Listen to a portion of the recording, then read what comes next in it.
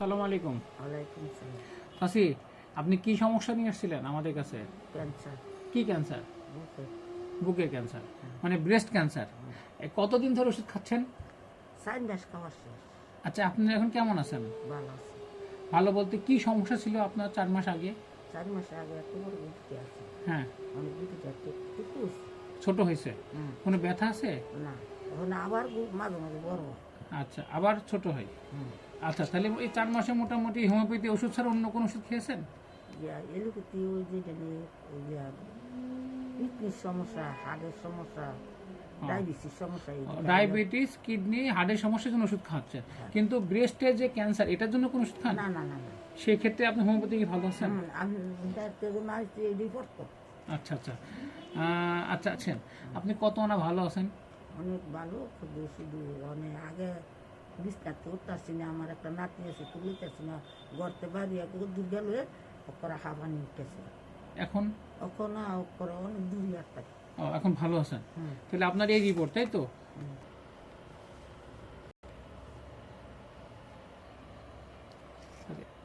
চাচি, আপনি কি সমস্যা নিয়ে আসছিলেন বলেন তো? এই টিউমারের জন্য।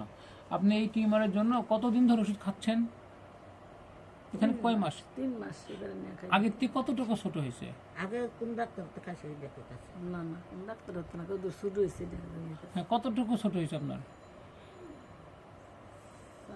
ছোট দেখা যায় আবার বড় হয়। আচ্ছা, এর ভিতরে কোনো ওষুধ খাওয়ার পরে ব্যথা ট্যাথা আছে?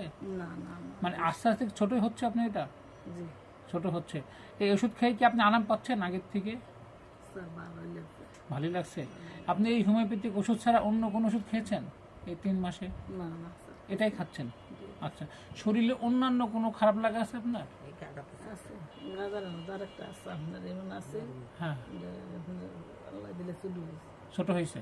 তার মানে ছোট হওয়ার পথে যাচ্ছে, তাই তো? ঠিক আছে, ভালো থাকেন। আপনারা জি, আপনারা দেখছেন এই যে আমার সামনে যে দুজন পেশেন্ট এসেছেন, ওনারা দুজনে নরসিংদী থেকে আসছেন।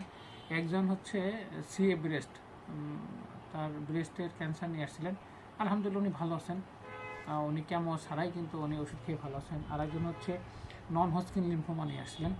তো এই যে নন হজকিন লিম্ফোমায় ওনার আস্তে আস্তে ছোটো হওয়া শুরু হয়েছে। আরও মনে হয় ওনার কয়েকটা মাস থাকবে। তো মনে হয় হোমিওপ্যাথিতে ওনাদের ওষুধে তাদের রেসপন্স করছে, ওষুধে কাজ করছে। তো এই ধরনের ওষুধগুলো বা এই ধরনের রোগের জন্য হোমিওপ্যাথিক ওষুধই আসলে পারফেক্ট আমি মনে করি। তো সবাই ভালো থাকেন। আসসালামু আলাইকুম।